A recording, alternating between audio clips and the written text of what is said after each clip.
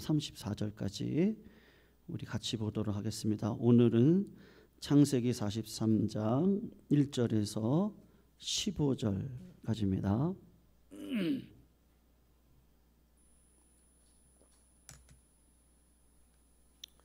우리 교독을 읽겠습니다. 1절 제가 먼저 읽습니다. 그 땅에 기근이 심하고 그들이 애굽에서 가져온 곡식을 다 먹음에 그 아버지가 그들에게 이르되 다시 가서 우리를 위하여 양식을 조금 사오라.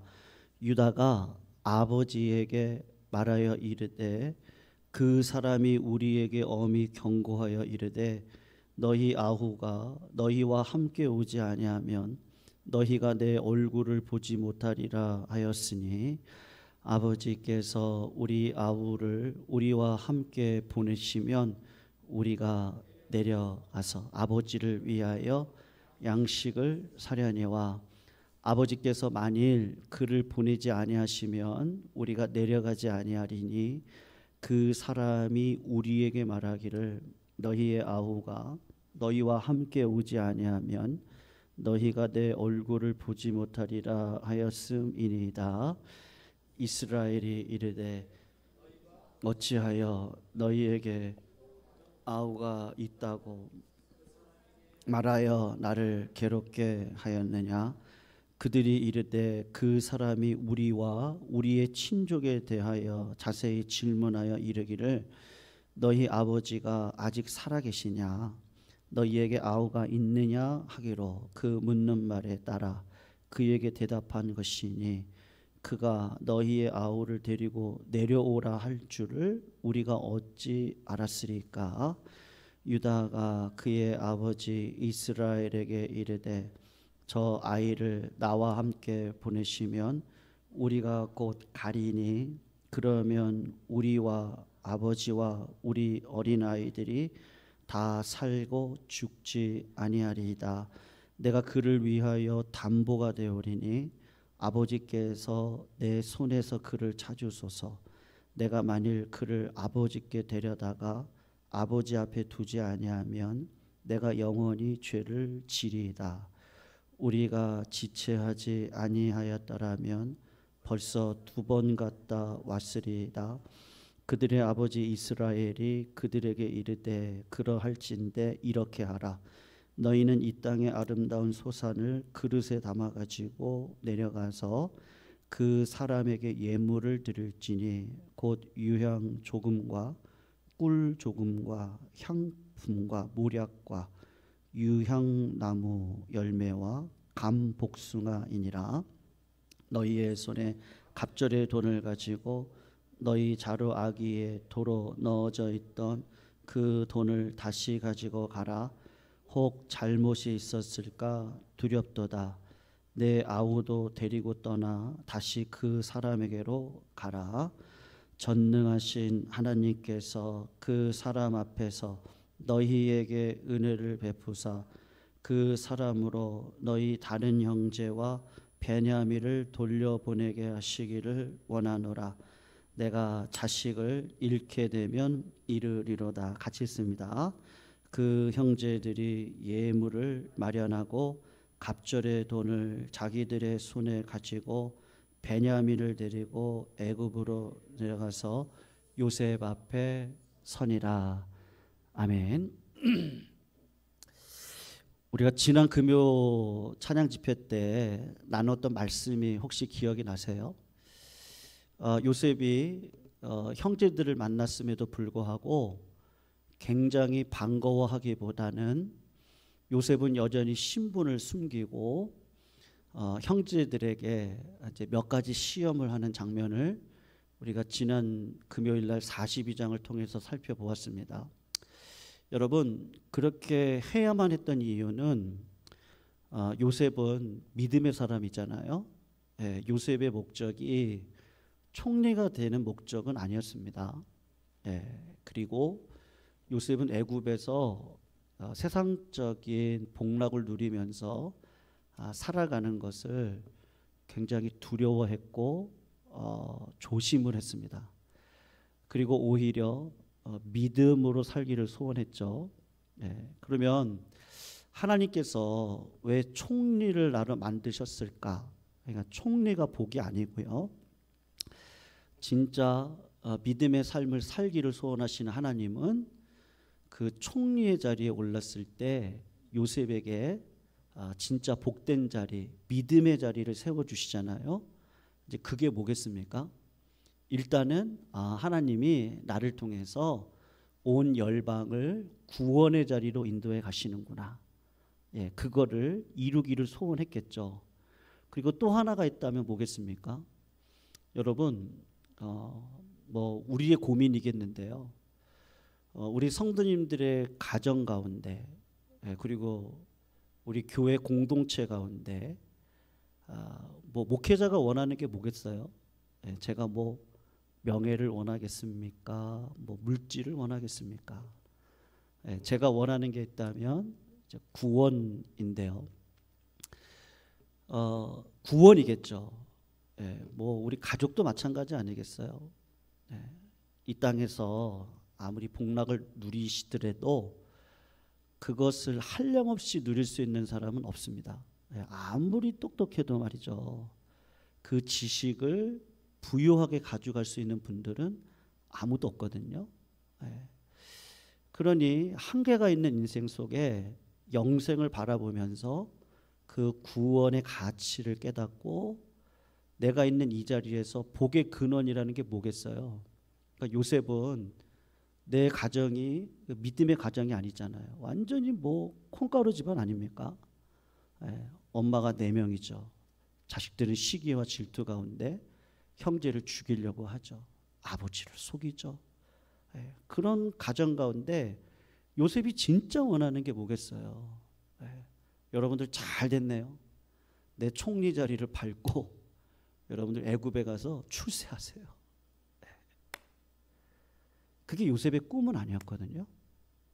그러니까 요셉은 하나님이 주신 지혜를 가지고 내 형제들이 회개하고 그 구원의 복락안으로 들어오는 걸 굉장히 소원했단 말이죠. 하나님의 지혜겠죠. 그러니까 내가 총리됨을 밝히기보다는 우리 형들이 정확히 얘기하면 한 22년 전입니다. 22년 전에 나를 살인으로 몰고 갔고, 그리고 유다가 그걸 막죠. 그리고는 결국에는 유다가 주도권을 가지고 은 20을 받고 자기를 팔아먹었던 그 죄 말이에요. 그거를 20여 년 동안 잊고 살았단 말이에요. 여러분, 요셉은 그 죄를 상기시키는 거죠. 여러분, 죄는 반드시 그 주인을 쫓아가게 되어져 있거든요. 그러니까 요셉이 그게 너무 두려운 거예요. 우리 형제들이 구원받는 백성으로 나와 함께 사명을 감당해야죠. 그러니까 하나님께서 원하시는 건 뭐예요? 아브라함을 통해서 야, 저기 하늘을 봐라. 저 하늘의 별과 같이 내가 네 자손을 많게 하겠다. 저 바닷가의 모래를 봐라. 저 모래가 얼마나 많니? 너의 자손을 그렇게 만들 거야 라고 했을 때 단순히 내 가족이 그냥 어마어마한 권세를 가지고 이 땅에 왕같은 노릇을 하고 살아가라고 하나님이 그 은혜를 주셨겠어요? 아브라함도 아는 거죠.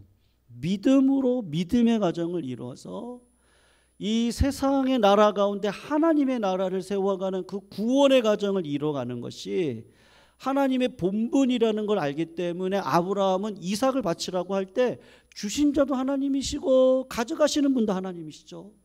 하나님이 내 아들을 부활의 영광으로 이끌어 주실 줄 믿습니다. 그리고 그 믿음의 자리에 들어가서 그 하나님을 영화롭게 하는 그 믿음의 구원받은 백성의 그 한 가정, 아들 이삭도 아버지도 구원의 복락을 누리고 믿음으로 살아가는 그 가정. 요셉이 뭐를 원하겠어요? 그러니까 우리가 지난 42장에 형들을 자꾸 기억하고 싶지 않았던 그 죄를 요셉 앞에서 토설할 수 있도록 자꾸 이끌어가는 거예요. 여러분, 성도님들 구원 받으셨습니까? 어떠셔요? 구원받았다면 구원받은 증거가 있잖아요. 그게 뭐예요? 제가 오늘 새벽에도 잠깐 그런 말씀을 드렸는데요. 구원은 열매가 있습니다. 그 열매가 뭐예요? 그 하나님을 바라보는 믿음이거든요. 믿음이요. 그러니까 하나님이 실제라고요. 그러면 생각해 보세요. 성도님들은 내 구원이 완성됐다고 생각하세요? 아니면 구원의 여정 가운데 있다고 생각하셔요? 네? 나는 다 이루었어요? 나 복 다 받았어요? 네? 어떠세요? 그게 가장 두려울 때예요. 그때가. 왜냐하면 하나님을 잃어버릴 수 있는 가장 큰 가능성이 있는 때거든요. 요셉은 총리가 되고 아유 나 이제 복 다 받았어요. 네. 그리고 구원의 여정을 멈추지를 않아요. 오히려 두렵과 떨림으로 그 구원의 여정을 이뤄갈 때 하나님이 나를 사랑하셔서 이 자리까지 주신 복은 누구를 위함이죠? 내 가족을 구원하기 위함이구나. 이 열방을 구원하기 위함이구나. 예. 그래서 그 구원을 이루는 그 자리까지 끊임없이 하나님의 지혜를 가지고 교만하지 않고 겸손함을 가지고 형제들을 구원의 자리까지 인도해 가는데 어떻게 인도해 가시는 거예요? 여러분 회개하면 끝나나요? 그렇지가 않거든요. 회개할 뿐만 아니라 여러분 회개를 했다면 회개의 열매가 있어야 될 거 아니에요. 그러니까 아버지를 변화시켜야 되고요. 형제들을 변화시켜야 되는 거예요. 그러니 한 가지 지혜를 가졌는데 그게 뭐예요? 형 시므온을 애굽에다가 내려놓고 나머지 형제들을 곡식을 채워가지고 아버지가 돌아가시면 안 되니까 그 곡식을 갖다가 아버지에게 드리고 오늘 유다가 아주 중요한 얘기 두 가지 하는데 아버지가 결단만 하셨으면 두 번은 왔다 갔다 했을 겁니다. 그 당시 애굽의 수도가 멤피스고요. 아마 야곱의 가족들은 헤브론에 살았을 거예요. 왜냐하면 헤브론에는 아브라함의 그리고 사라의 무덤이 있었거든요. 그러니까 헤브론에 살았을 거예요. 그러면 거리가 몇 킬로냐? 250마일이에요. 그러면은 한 번 갈 때 한 달 가요. 그러니까 두 번을 왔다 갔다 하면 약 4개월 정도 됐겠죠. 4개월 동안 음식을 먹고 그 음식이 떨어지고 그리고 언젠가는 올 것을 요셉이 아는 거죠. 그리고 어떻게 하는 거예요? 자꾸 상황을요.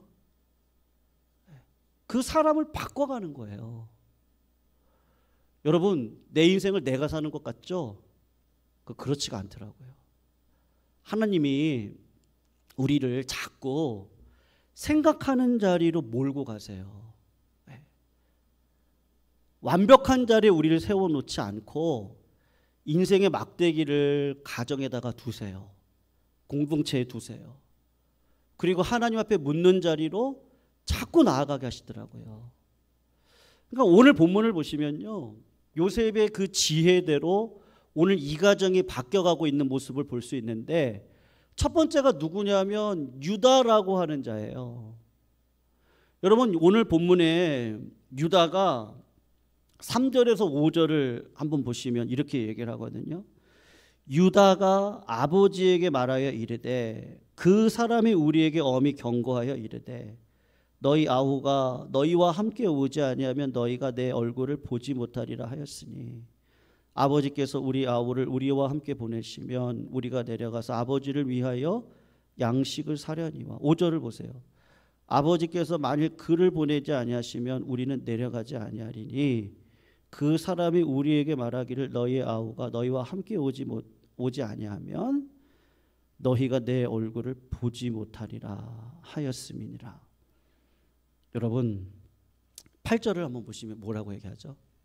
그런 유다가 결단을 합니다. 그의 아버지 이스라엘에게 이르되 저 아이를 나와 함께 보내시면 우리가 곧 가리니 그러면 우리와 아버지와 우리 어린 아이들이 다 살고 죽지 않을 겁니다. 그러면서 9절에 뭐라 그러죠? 내가 그를 위하여 뭐가 되겠다 그래요? 담보가 되겠다 그렇게 이야기를 하고 있죠. 여러분, 인생의 문제는 어디서부터 해결이 됩니까? 네. 관계 회복은 어디서부터 시작되죠? 내가 희생하는 자리로 들어가야 됩니다. 네. 여러분, 믿음 생활하면서요, 모르겠어요. 하나님이 자꾸 우리를 어느 자리로 인도하시죠? 희생하는 자리로 인도하시거든요.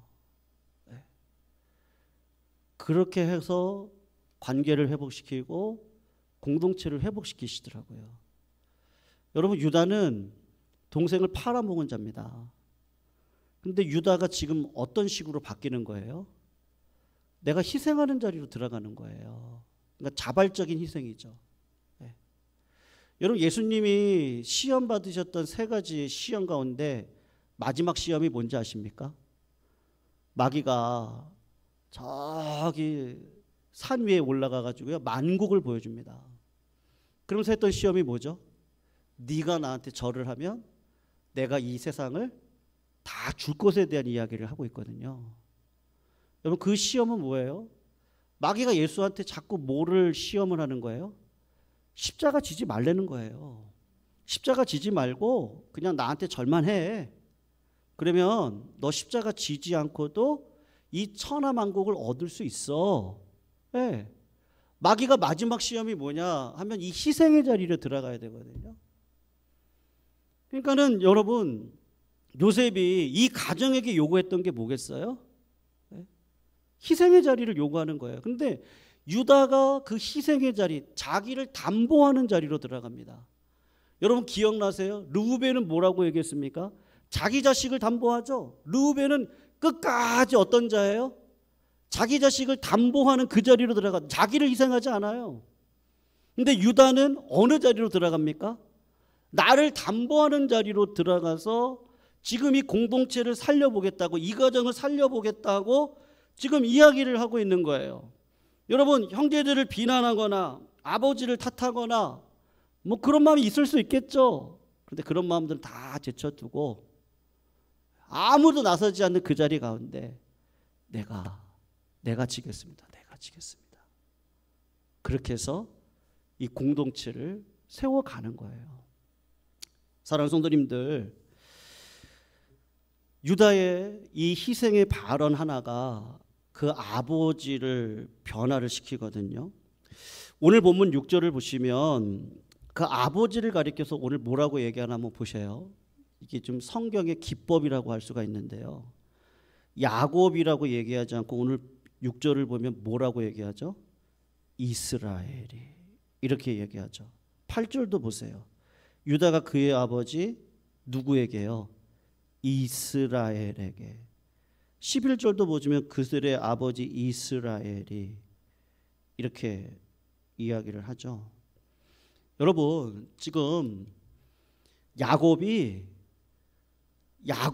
이름을 가지고 살면 인간의 생각으로 살 수밖에 없지 않겠어요? 근데 지금 어떤 마음을 갖는 거예요? 이제 믿음이 들어오는 거예요. 누구를 통해서 들어오는 거예요? 예, 한 사람의 그 희생, 자발적인 희생의 자리에 들어갔더니 야곱이 어느 순간 믿음이 들어와서 아마 4개월 동안 고민했겠죠. 왜 내 삶에 이런 일들이 일어날까? 요셉을 잃었죠. 시므온 잃었죠. 기근을 계속해서 오죠. 아마 그 4개월이라는 고민의 시간이 굉장한, 아마 어마어마한 생각들을 하고 지나가는 야곱의 시간이었을 거예요. 그러다가 불뚝 마음에 들어온 게 뭐예요? 유다의 얘기를 딱 듣고 난 다음에 베냐민을 보내야 되는 거예요. 그러니까 왜 보내야 되죠? 그러니까 요셉도 잃었는데 베냐민도 지금 잃게 생겼단 말이죠. 여러분, 오늘 본문에서 지금 힌트를 하나 주는데 그의 이름이 이스라엘로 바뀌면서 야곱의 마음 가운데 무슨 마음이 생기는 거예요? 잊어버렸던 믿음 말이에요. 내가 지금까지 온 거는 누구의 은혜입니까? 하나님의 은혜로 여기까지 왔잖아요. 야곱이 잘해서 여기까지 왔습니까?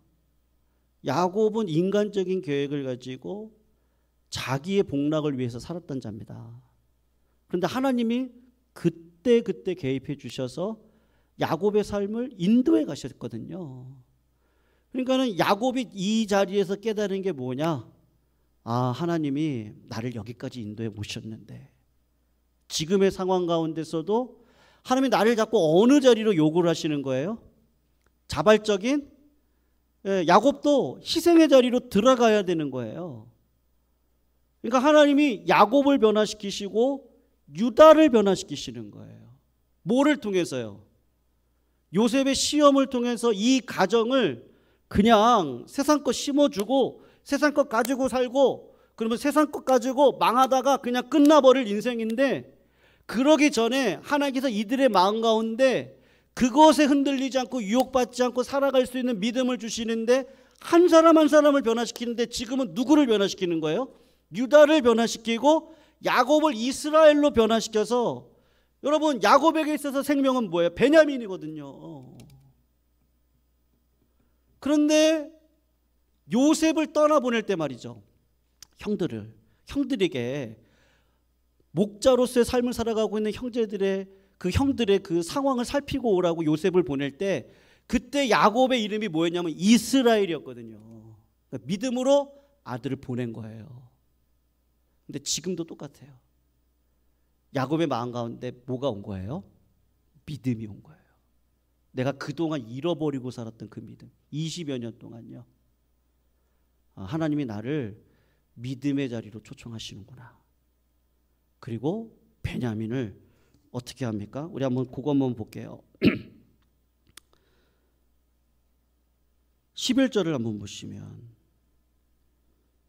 그들의 아버지 이스라엘이 그들에게 이르되 그러할진대 이렇게 하라. 너희는 이 땅의 아름다운 소산을 그릇에 담아 가지고 내려가서 그 사람에게 예물을 드릴지니 곧 유향 조금, 꿀 조금, 향품, 모략, 유향나무 열매와 감복숭아이니라. 너희 손에 갑절의 돈을 가지고 너희 자루아기에 도로 넣어져 있던 그 돈을 다시 가지고 가라. 혹 잘못이 있을까 하노라. 그리고 13절에 보면 뭐라 그러죠? 네 아우도 데리고 떠나 다시 그 사람에게 가라. 그렇게 얘기하면서 14절에 하나님을 어떤 하나님으로 고백합니까? 한번 보세요. 뭐라고 고백하죠? 전능하신 하나님.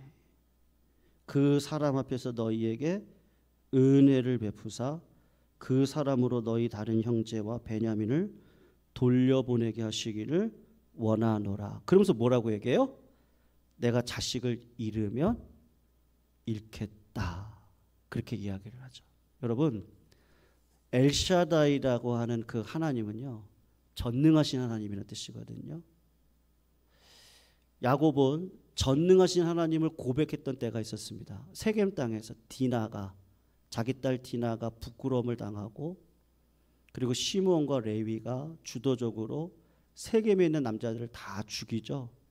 그럴 때 가나안 족속들이 이 야곱의 족속을 다 죽일 수 있는 어떤 그런 자리 가운데 있었습니다. 근데 하나님이 베델로 올라가라 그러잖아요. 올라가서 했던 고백이 뭔지 아십니까? 엘샤다이, 전능하신 하나님이거든요. 그러니까 야곱의 입장에서 그때 그 전능하신 하나님이 지금도 전능하신 하나님으로 내 삶을 인도해 가실 것에 대해서 믿음이 어느 순간 이렇게 딱 들어온 거예요. 그러니까 여러분, 하나님께서 우리들의 삶을 인도해 가실 때 우리가 구원이라는 거, 여러분 두렵고 떨림으로 구원을 이뤄 가셔야 될 줄로 믿습니다. 바리새인들이 착각했던 게 뭐죠? 나는 구원 받았다 그랬어요. 근데 구원 받았습니까? 히브리서에 보면 뭐라 그래요? 한번 성령의 비침을 받고요, 다시 죄악된 자리로 들어가는 자들에게 구원이 있어요, 없어요? 있습니까, 없습니까? 여러분, 구원받은 홍해길을 건넜던 이스라엘 1세대들은 구원 받았습니까, 못 받았습니까? 늘 원망과 불평의 자리에 살았거든요. 여러분, 그분들은 구원의 자리를 얻지 못했다고 사도 바울은 고린도에서 이야기하고 있어요. 네. 여러분, 구원은 한 번에 이루어지는 게 아닙니다. 요셉이 자기 가정과 자기 가문을 구원의 가문으로 인도해 가기 위해서 자기를 빨리 드러내고 평안한 삶으로 인도해 가기보다는 자꾸 시험을 주는 거예요. 그러므로 누가 자꾸 바뀌어요? 유다가 바뀌고, 그리고 오늘 본문을 보니까 누가 믿음이 다시 회복되어져요? 아버지 야곱의 믿음이 다시 회복되어지면서 이 가정 가운데 이제 예수 그리스도의 그 구원의 빛이 자꾸 비춰지고 있는 그 모습을 우리가 볼 수 있는 겁니다. 사랑하는 성도님들, 우리가 이 땅을 살아가면서 한 가지 결단이 필요합니다. 여러분, 둘 중에 하나지 둘 다 얻을 수는 없더라고요. 그게 뭐냐? 하나님의 백성으로 복을 누릴 건가? 아니면 세상 나라의 백성으로 복을 누릴 건가? 여러분, 둘 다는 못 얻습니다. 그러니까 믿음이 그렇더라고요. 내 마음 가운데 결단이 필요하더라고요. 결단이요. 내가 하나님 나라의 구원받은 백성으로 살려면 말씀이 내 안에 들어와 말씀대로 삶을 살아가야 됩니다. 네. 세상에서도 복을 얻고 하나님 나라에서 복을 얻는다? 그런 거 없더라고요. 사도 바울을 보세요. 네. 자기가 세상적으로 자랑할 수 있는 걸 다 어떻게 하죠? 다 배설물로 버리죠.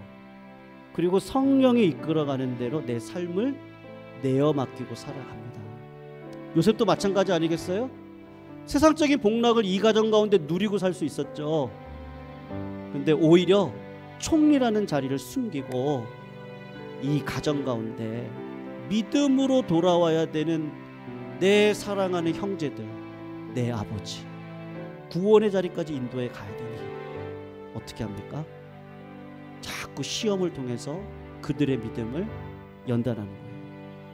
여러분, 오늘은 유다가 돌아오고요, 아버지 야곱이 돌아옵니다. 다음 주 금요일에는요, 그 형제들이 어떤 방식으로 돌아오는지 우리가 좀 살펴보면 좋겠습니다. 오늘도 우리 같이 한번 말씀을 붙들고 같이 찬양했으면 좋겠습니다.